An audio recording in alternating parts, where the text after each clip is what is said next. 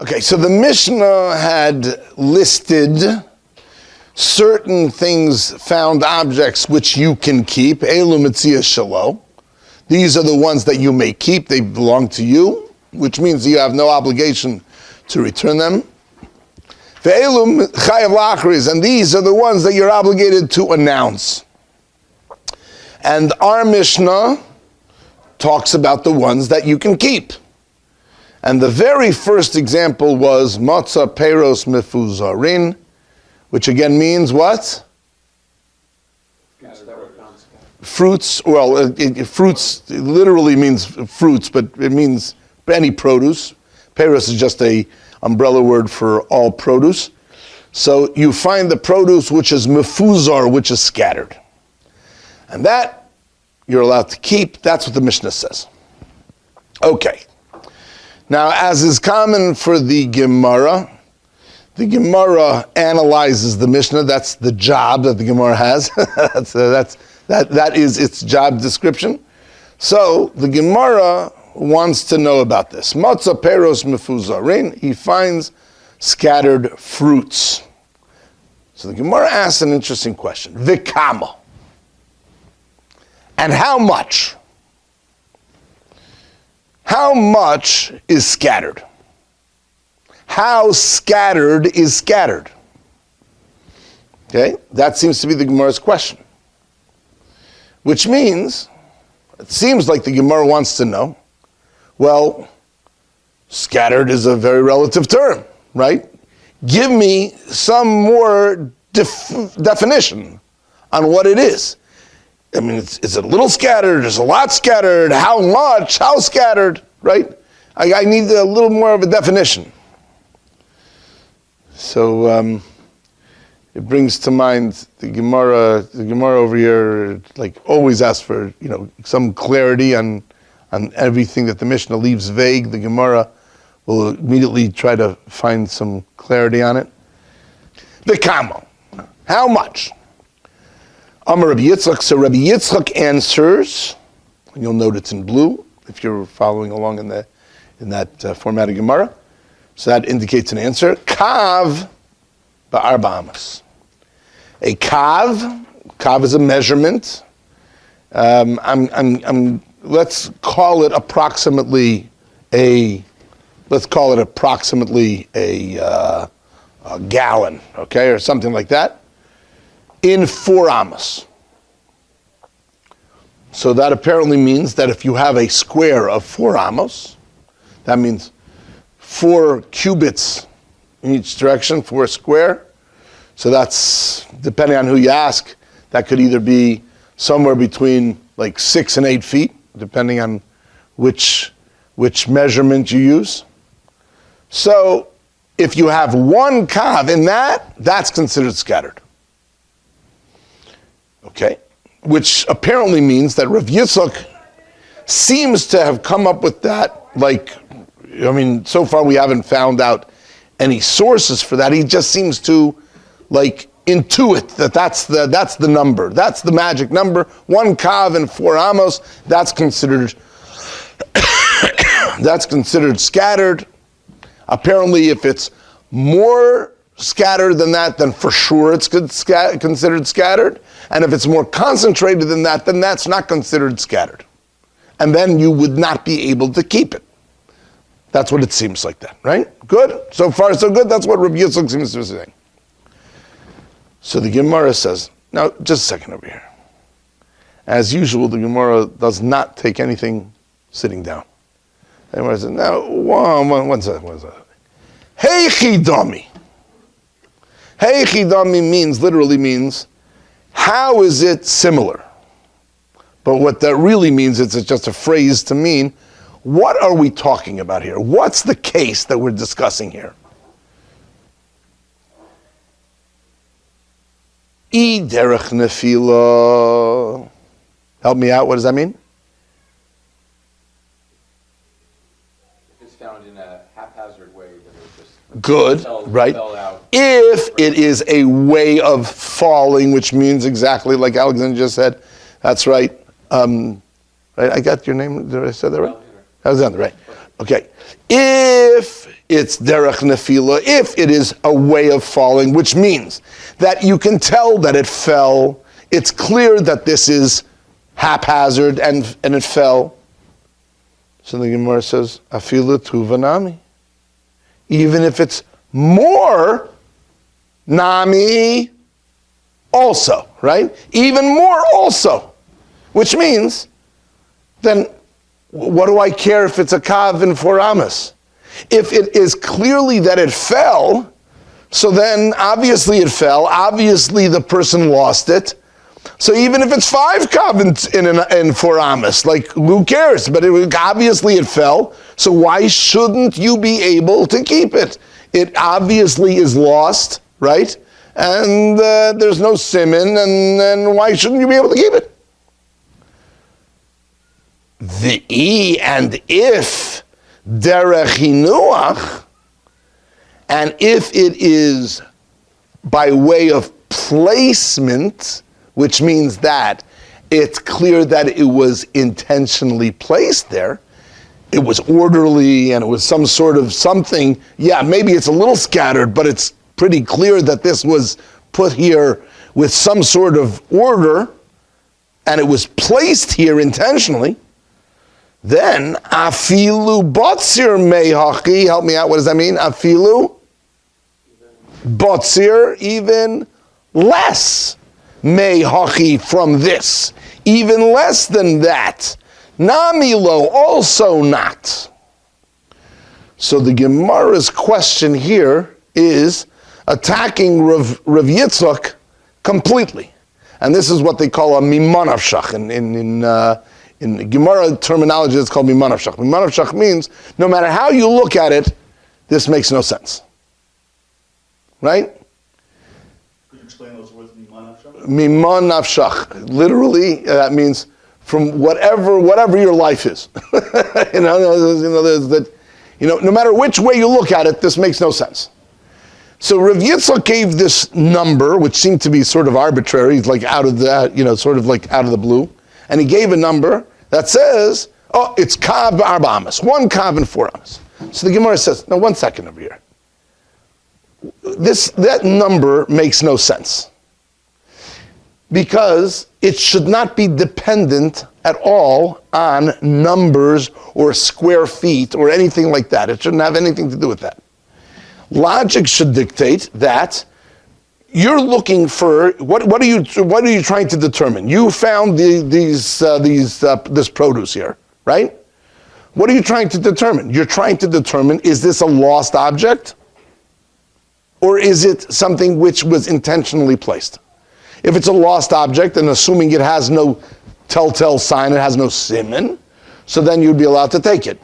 If it's intentionally placed, then the owner is probably going to come back for it, expecting it to remain where he left it, right?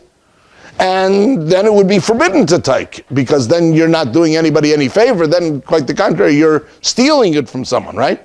So you have no business taking it.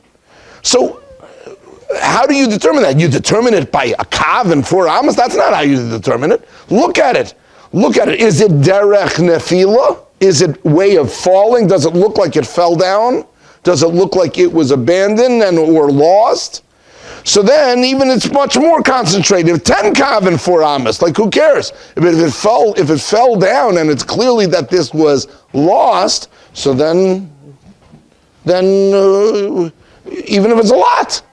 And if it's derech hinuach, and if it is by way of placing, so then even if it's much less than that, even if it's a quarter of a kav, then 10 amas. Like, but if it's placed there, he shouldn't take it. But you can't take it. Right? So, what is going on with Rabbi Yitzchak? Rabbi Yitzchak makes no sense. Right? So what's going on here? So, it comes out that the Gemara opens up with a question, which seemed like a reasonable question. Then Rabbi Yitzchak says this, and then the Gemara comes back and says, like, what are you talking about? This whole thing makes no sense. Because if you think about it, you're right, it doesn't make any sense. What is, in fact, what is Rabbi Yitzchak talking about? So the Gemara now says something amazing. Amar Rav Ukva Bar Chama, says Rav Ukva Bar Chama, I'll tell you what's going on here. B'machnashta deveidari askinon. This is referring to the gathering of the deveidari. The deveidari means the threshing floor. Askinon, that's what we're discussing. Machnashta deveidari askinon, in the gathering of the threshing floor. Now, just in order to clarify this, for people who are unfamiliar with ancient farming, okay, and they're used to modern farming techniques, which we don't do this anymore. But in the old days, what they used to do is that they used to then be mafkirit. Mafkirit means he will then make it ownerless. He won't care to bother. Okay? Now let's go through that carefully again. When it's a kaven for amos, there's a lot of effort that's involved. There's a small amount of produce in a relatively large size area. Then the Gemara says a person will not trouble, come back, and take it. And therefore, he will be mafkirit. He will then make it ownerless. He'll basically discard it. Now, I don't have the Rashi in here, but Rashi just clarifies it. What this means is like this. We're not discussing a case, says Rav Ukva Bar Chama. We're not discussing a case where you happen across some produce and you're questioning, can I take it? Do I have to announce it? Should I leave it alone? Right? That's not what we're talking about. We're talking about a very specific case. We're talking about when you find this on a threshing floor. So here's what happened was that there was a farmer came in and he put down his produce and he did the threshing and the winnowing and all that stuff. And now he got his kernels and he walks away. He filled up his sacks with the kernels and he's a happy guy and he got what he wanted. And now he leaves the threshing floor. You are next. You walk into the threshing floor to do your stuff, and lo and behold, there's some stuff scattered on the floor. Stuff that apparently the previous guy or guys discarded or left over. Okay? Didn't take when they left the premises.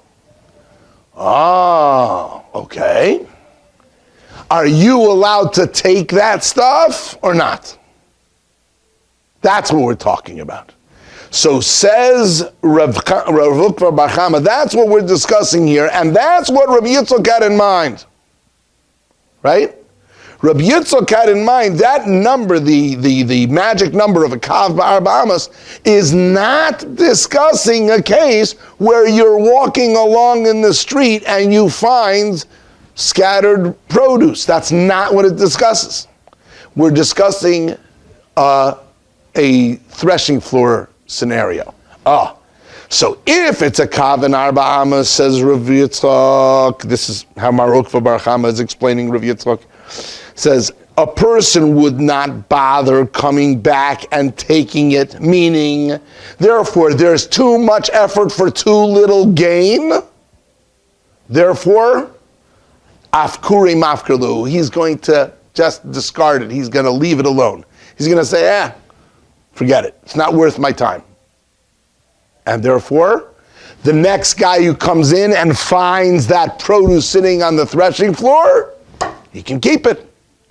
Because he can rest assured that if it's only one kav and 4 amos, the normal person will discard it. It's too much effort for too little gain. And therefore he'll mafker it. And he can assume it's hefker, and therefore the person who finds it, if he feels like picking it up, he can take it. Don't worry about it, it's yours. However, botzir mehachi, but if it's less than this, and now over here this means less, meaning not in volume of produce, but less than in area, which means it's more concentrated, then, for example, if it's a kav but only in 2 amas or 3 amas, then Torach, he'll trouble. That means the original owner will trouble the Hodar Osi, and he will return and come, which means he'll now say, I left the threshing field. Oh, 1 second. There was some stuff that I didn't pick up. And he'll come back for it. Vishakiluhu, and he'll take it. V'lo mafkir luhu, and he will not be mafkir it. So why wouldn't the owner who threshed hopped instead of walking out? Maybe that was all his wagon could take, but he... Right. For some reason he left, but at this point, this is worth his while to return for. And therefore we have a right to assume that maybe he just left temporarily and intends on coming back or something like that. Okay? So the Kav Ba'arba Amos, that magic number, according to our Gemara, that magic number is not discussing what you thought it was discussing. We opened up and we thought that Rav Yitzchak was discussing the case that the Mishnah discusses about you find scattered produce out on the street. I'm walking down the street and I see scattered produce, right? No, that's not what it's talking about. Okay. So had Rabbi Yitzchak actually interjected this statement in the base midrash, or someone else said it? Oh, Rabbi Yitzchak said X, Y, and Z, because otherwise, what's he saying? Oh, so our Gemara sounds like very good. Our Gemara sounds like that the Gemara originally thought that Rav Yitzchak was referring to our Mishnah. Okay? And the Gemara then countered, why should it be referring to our Mishnah? That makes no sense. Because our Mishnah, you're walking down the street and you find scattered produce on the ground, it shouldn't have anything to do with numbers, an area. It should only have to do with, does it look like it fell, derech nefila, or does it look like derech hinuach? It has nothing to do with numbers and how concentrate, how little, how not concentrate. It's irrelevant, right? That whole discussion should be totally a question of, does it look like it dropped or does it look like it was placed there? Correct, so the Gemara says, you're right. So Rabbi Yitzchak, now we're changing it, and we're saying it must be that Rav Yitzchak, says Rav Ukva Bar Chama, Rav Yitzchak wasn't even referring to that. Rav Yitzchak was actually referring to something totally different, which is a case of the threshing floor, and the question now is, do I have to suspect that the original owner, the guy who came back from me, who threshed earlier than me, do I have a right to assume that he has abandoned it, been mafkarit, or do I have to assume that maybe not? Maybe he's going to return back to get it because it's worth his while to do so. So now Rabbi Yitzchak says, okay, here is the rule. If it's a kav and 4 amas, that's already spread out. It's not worth his while to try to do that. Therefore, you can assume he abandoned it. But if it's more concentrated than that, then you have to suspect that maybe he'll come back for it, and he just had to temporarily leave or something like that, and he's going to come back, and therefore you have no right to touch it. Did he take a survey? Did Rabbi Yitzchak take a survey of other people, or when he says that's the normal person wouldn't come back? Okay, I do not know the answer to that question. Rav Yitzchak seems to be assuming that this is the average person. If you ask the average guy, this is the answer. Okay? How he got it, I'm not sure. Did he take a survey? I don't know. Okay? My guess is that he didn't take a survey, but that he's using a svara, he's using a logic. Now, obviously, there are going to be different types of people, right? There's going to be some people who are, frugal, and they're going to, want to pick up every last penny, right? Right, Pachim Ketanim, right, okay. And there are some people who are going to be like, oh, I'm too tired, I'm not going to bother with this, or that, I've got tons and tons of this stuff, it doesn't make any difference, right? And they're probably going to, dump even more than that. However, the average cross-section of people, Rav Yitzchak says, Kav Ba'arba Amas is the magic number. Okay, that's the way I would guess it. Okay, So is he even answering the comma? no. In the So- end, he's not, so why did he speak up? Ah. Or was it just the Gemara brought him? Exactly.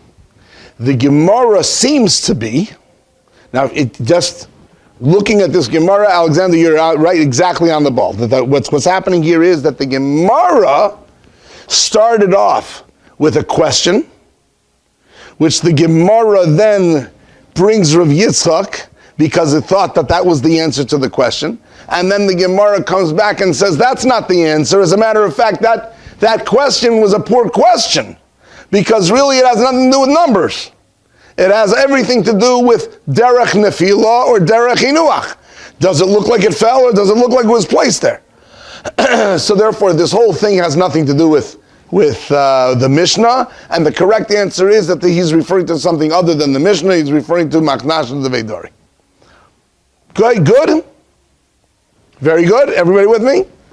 Comes out that Rabbi Yitzchak is not referring to our Mishnah, which is kind of odd, as you are pointing out, that the Gemara is saying that it's not referring to the Mishnah. Okay, so it's going to come out that we thought Rabbi Yitzchak was referring to our Mishnah, and then it came out that we decided that he's not referring to our Mishnah. He's not referring to that at all. He's referring to a threshing floor situation, and it has nothing to do with our Mishnah.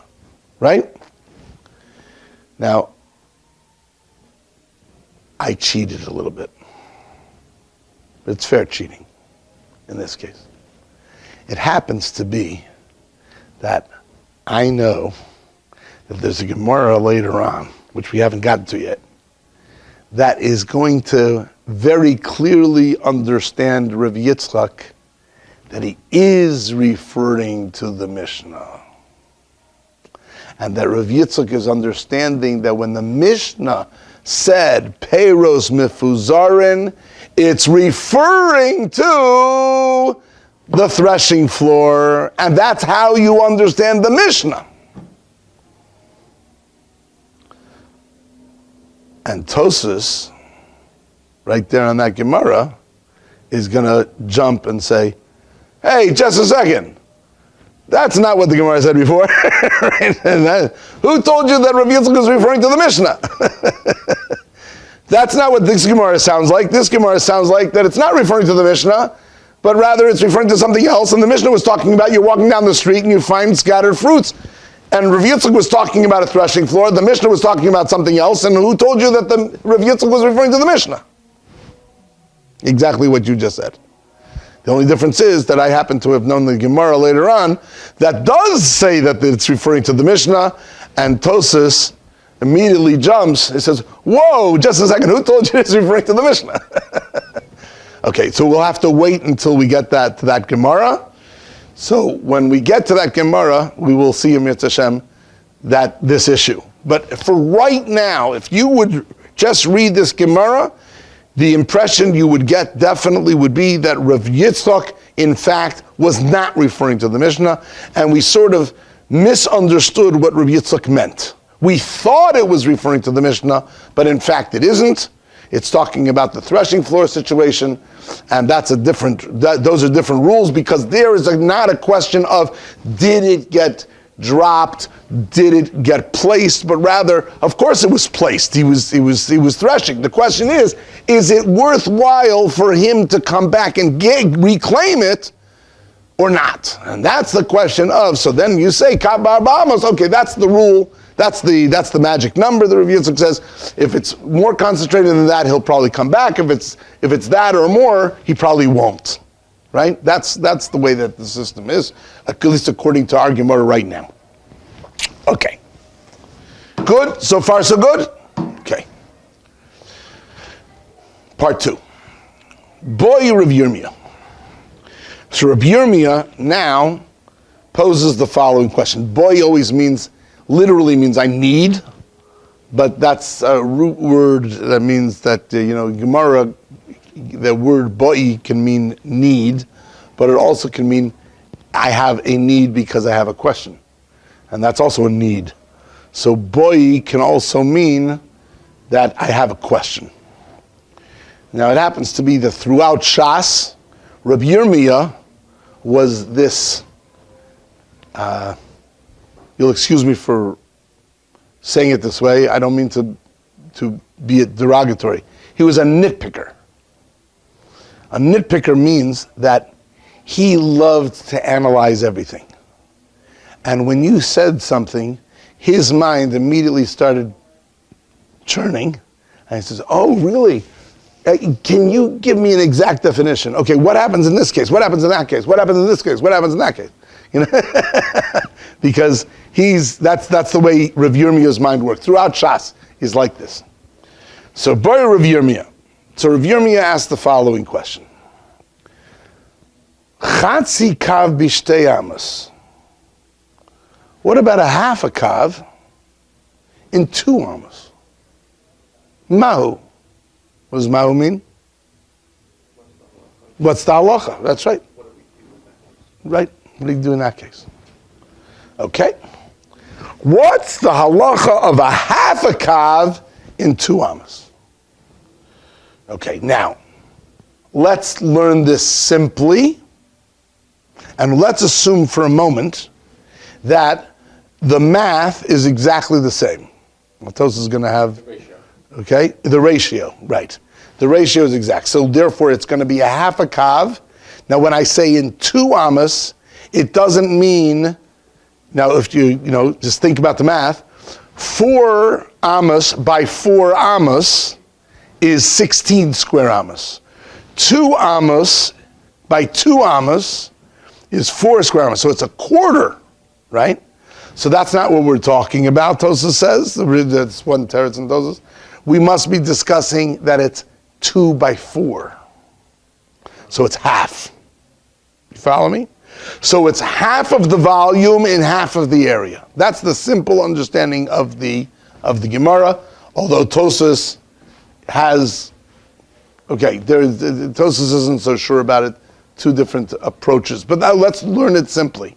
The simple understanding is that it's a ratio, it's the exact same ratio, except in it's smaller. It's half of the amount, half of the volume in half of the area. Now, what's the halacha? So what's my question? So Rabbi Yirmiyah says like this. And here's Rabbi Yirmiyah showing him being a lamdan. A lamdan means, like he can analyze everything.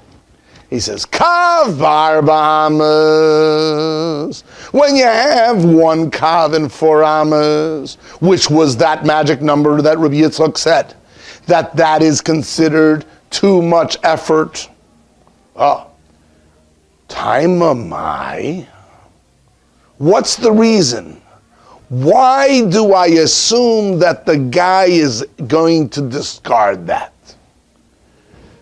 Mishum de nafish cherchayu. Because what does nafish cherchayu mean? It's a lot of effort. Mishum, because nafish cherchayu. Because it's a lot of effort. Oh, you mean kav in 4 amos, that's a lot of effort. And therefore he probably will discard that. It's not worth it. Oh, chatzi kav, a half a kav b'shtei amos. A half a kav in 2 amos?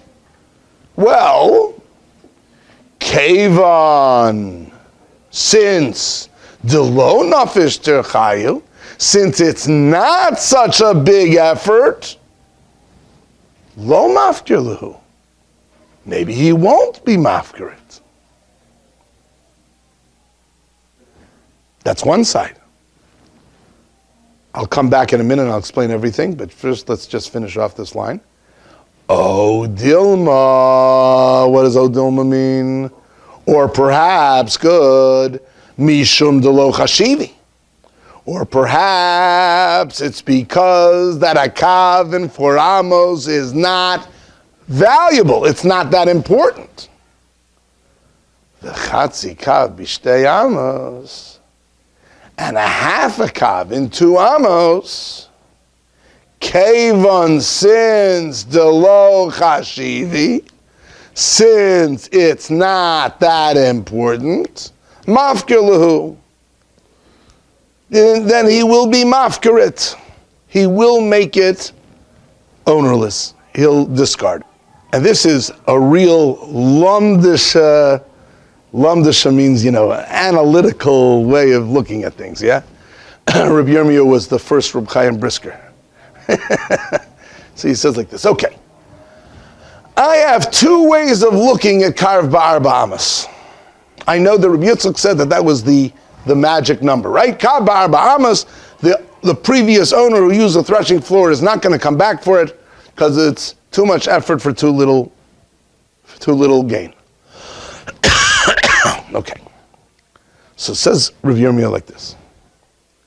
What's the main point? Is it too much effort? Or is it too little gain? Did you hear? I know Karv Ba'arba is too much effort for too little gain. But what's the main reason? Is it the too much effort point? Or is it the too little gain point? So Rabbi Yirmiyah says, what's the difference? The difference would be like this. What happens if it's half the volume in half the space? So Rabbi Yirmiyah says like this. Let's read it again, and now I think you'll get it. Kav ba'arba amos, a kav in 4 amos, time amai. What's the reason? Mishum de nafish terchayu. It's because it's too much effort. Meaning, that's the main point. The main point is, it's too much effort. Now, of course, it's too much effort for that amount of gain. But what it means is, the main point is the effort. It's the too much effort. It's not worth the effort.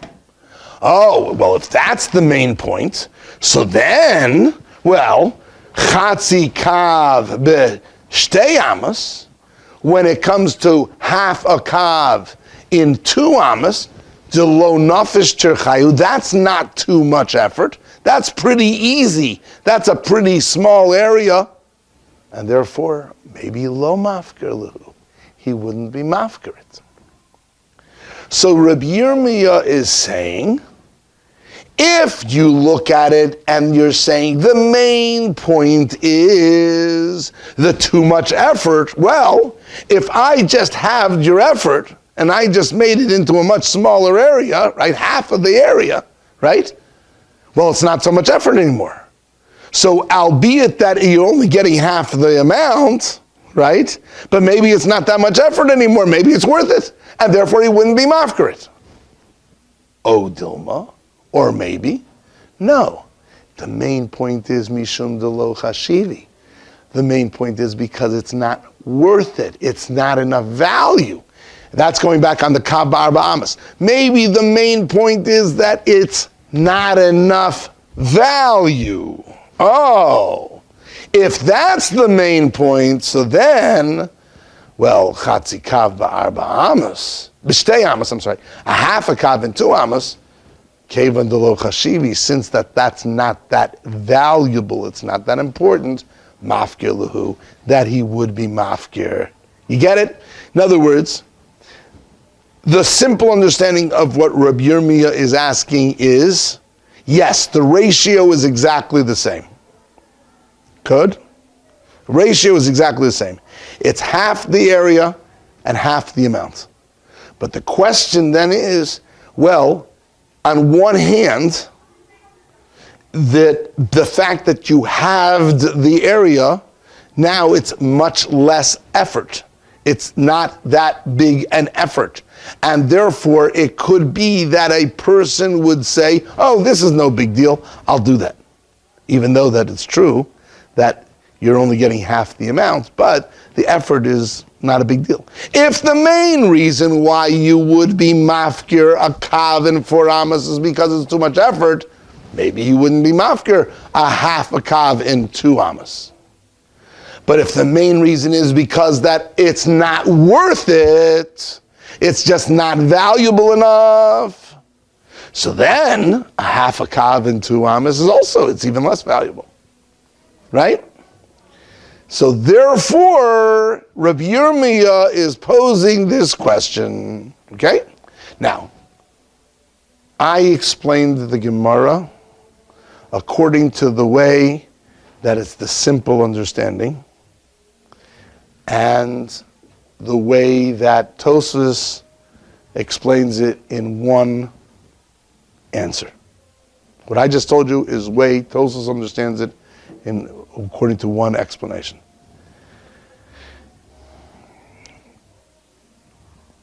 One side of Tosfos doesn't like this because he says, hey, come on, guy. If the math is the same, right? If it's exactly half the volume for half the area, then don't tell me, well, maybe it's less effort than it. It's the exact same thing. A half and a half is exactly the same as a whole and a whole, right? It's the exact same thing. And if a person would not pick up a kav in arba amas, he won't pick up a half a kav in 2 amas. And if he will, he will. One side of the Rishonim is going to say, come on, guy, that's ridiculous. It's the exact same thing. So is that saying that even though, yes, it's less money and maybe it's not chashuv, it's still so little effort that So Tosfos, okay, Tosfos, okay. he has to address that. Okay, so Tosfos says, according to one side of Tosfos, this is a shaila in Tosfos, 2 different explanations in Tosfos. Tosfos says that according to one teretz, I don't buy it. I don't buy that the ratios are exactly the same. Because I don't believe that Rav Yirmiyah would be asking that question. It's exactly the same. So if the ratio is exactly the same, whatever the ratio is, I know that that's a kav b'arba amas. Don't tell me, it's only half an hour. Come on, it's the same thing. And therefore, in that case, Tosfos is holding that in such a case, for sure, that's the same halacha as a kav b'arba amas, and he would be mafkir. So Tosfos has an enormous chiddush here because of this problem that that Tosfos is having, and Tosfos has a whopping chiddush, and Tosfos wants to say in one answer that maybe Rabbi Yirmiyah wasn't talking about when the ratios are exactly the same. Maybe Rabbi Yirmiyah meant this. Kav ba'arba amos is, right, that is mafker. When it says a half a kav in 2 amos, he does not mean 2 by 4, which would be half of the area. That's the same ratio. But really he meant 2 by 2, which is a quarter of the area. Right? Maybe that's what Rabbi Yirmiyah is talking about, which is an enormous chiddush in the way you read the Gemara, right? Right? And Tosfos says, maybe that's what Rabbi Yirmiyah was actually after, that he was talking about a half of the volume in a quarter of the area. Are you following me? Now, and that's the way Tosfos wants to learn in one possibility. Now that's, many of the Rishonim like say, what? Can't be. So what's the shaila? Of course he would pick that up, right? Yeah, I mean, so it's more concentrated than a kav and arba amas, no? It's double the concentration, right? You've got half of the amount in a quarter of the space. So of course it's more. Why would there be a shaila on that? So there's a whole question in the Rishonim. A lot of Rishonim talk about this. Like I said, both Tosfos has 2 possibilities. The problem is trying to figure out what Rav Yirmiyah really had in mind, because it's a little difficult to understand what Rav Yirmiyah meant. If it's the ratios were the same, so one side says, I don't believe that that's a shaila. Like it's the same thing. Why would he discuss the shaila? On the other hand, if you say that the ratios are not the same, then the question becomes even stronger. Like, why would he discuss it? Of course he should pick it up, right? And he would not discard that, right? So this is a question amongst the Rishonim. I will tell you that the simple pshat in the Gemara is, like I explained it first, although not all the Rishonim go like that, like I told you, but the simple pshat in the Gemara is that it's referring to when the ratios are the same. So when it says a half a kav in 2 amas, it means a half a kav in 2 by 4. Not 2 by 2, 2 by 4. and therefore it's a half of the volume in half of the area, and according to that reading, then Rav Yirmiyah is still asking, even though that it's exactly mathematically the exact same ratio, right? I'm still going to ask because of the way we explained it, right? If the main thing is the effort, so now this is not so much effort. Maybe you would pick it up despite it being the same ratio. And if the main thing is because it's not that valuable, well then certainly half of the amount is not valuable. So that's how the simple way of reading it, like that side of the Rishonim, like that side of Tosas. Why can't it be 2 by 2? Why 2 by 4? Chatzi kav. Chatzi kav, a half a kav, bishtei amos. What's going to be a half in 2? If it's 2 by 2. If it's a kav arba amos means 4 by 4. And now Rav Yirmiyah's question is 2 by 2. That's not a half, that's a quarter of the area. 2 by 4 would be half of the area. 2 by 2 would be a quarter of the area, which would then come out that he's asking, like, you're asking, what happens if you have half the amount in a quarter of the area? So he would ask that question. Many Rishonim would say, he wouldn't ask that question. That's for sure concentrated. Then we would assume that he has not been mafkrid, he has not discarded it, right? Unless he would say that's not valuable. No, but even everything is relative, of course, right? In other words, you're not just being mafkir according to some Rishonim, right? Some Rishonim would say that, well, that's enough to come back for because it's so little effort for the returns, right? But the way you're saying it is, the way the second pshat in Tosas is like you're saying, that even with it being in such a small area, it's so little, it's not worth picking up, you know? In the old days, if you saw a penny on the floor, would you pick it up? Of course. Because a penny could get you something. Nowadays, you see a penny on the floor, it's not worth bending down to pick it up. Because a penny has so little, right? It's not worth it's not worth your bother bending down for it, right? right? I still remember when I was in Eretz Yisrael, there was a guy, he was a very poor fellow, destitute guy. He would come around in the yeshiva and he would ask for some money.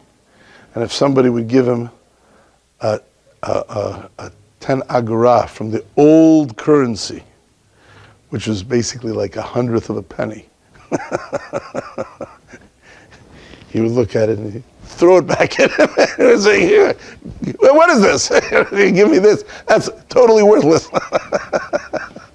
Even the beggar wouldn't bother. Okay, let's go on. Okay, we can get a little going over here. Now the Gemara now poses another question, which is the same thing but the opposite direction. Kabayim b'shmona amos. So did we not answer? We haven't answered yet. We have not answered it yet. Kabayim b'shmona amos. What happens if you have kabayim? What's kabayim? 2 kavs. B'shmona amos. In 8 amos. And again, it would be dependent on the 2 sides of the Rishonim how to learn this. The simplest way of reading it is that it's double the amount in double the area. So this is not 8 by 8, but rather it's 8 by 4. Right? So it's the exact same ratio again. So this time it's 2 kav in double the area. Double the amount, now double the area. So again, Rav Yirmiyah poses the following question. Okay? Mahu. What's the halach in that case? Well, okay, here's my 2 sides of the coin. Kav barba amos. A kav in 4 amos, which Rav Yitzchak had said that was the magic number that you're not going to bother with. Taimamai. The reason is what? What's the main reason of that?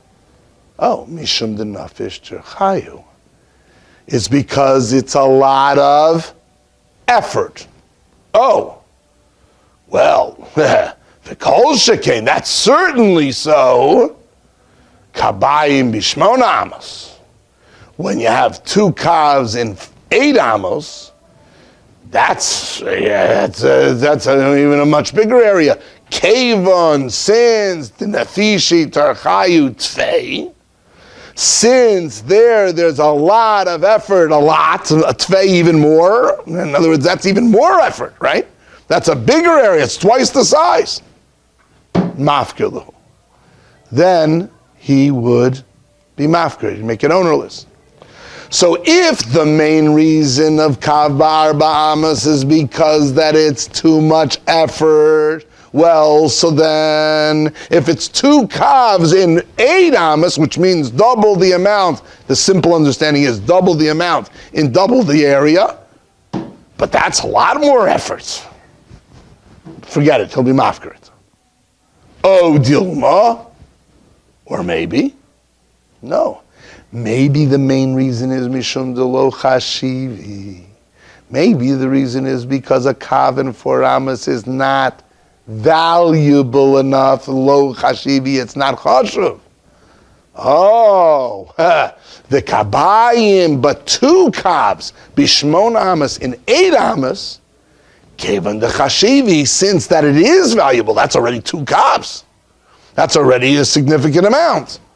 Then lo mafkilu, then maybe he would not be mafkir. So it's really the same question turned around, right? Basically, Rav Yirmi in both questions is posing one essential question, which is, kav ba'arba amos has 2 points. It's too much effort for too little reward. So Rav Yirmi is posing the following question: what's the main reason of those 2 reasons? Is the main reason because it's too much effort, or is the main reason because it's not enough reward? And where's the difference going to lie? Well, there are 2 differences right now. One difference is what happens if it's a half a kav and 2 amos. Well, as far as the tircha is concerned, it's much less tircha. So maybe you would bother coming back and taking it, because it's not that much effort. But on the other hand, if the main reason is because it's not worth it, that's for sure not worth it, right? And the opposite is also true. What happens if it's double the amount and double the space, right? So then again, but now then it works the opposite. If the reason is because it's too much effort, then for sure this is too much effort, because they double the space. But if the main reason is because that it's not significant enough, well, maybe this is already something significant and it's worth the effort, right? So at this point, Rav Yirmiyah is posing basically the same question with 2 different scenarios, and they would come out halachically different, right? Depending on what is the main reason for the kav ba'arba amos. So you see that Rav Yirmiyah is like analyzing, getting, he's not a superficial guy, right? Rabbi Yirmiyah is looking into it. Okay, tell me what's the real reason, right? Don't fluff me. Tell me what's the real reason, right? I want to know: is it because it's not enough value, or is it too much effort? But it makes a difference. Which one is it? Which one is the main reason? Of course, He's asking good, no? He's asking good. Yeah, okay. He's asking good. Now the Gemara asks good, right? Rabbi Yirmiyah asking good, right? It's a lomdisha question. You follow me? What's the real reason? So, so that's the simple. But again, this is a question that to understand Rabbi Yirmiyah's question is dependent on the Rishonim, how they take it, because some Rishonim look at it and say, like, come on, it's the same ratio. I don't believe that they would ask that question. It's the exact same thing.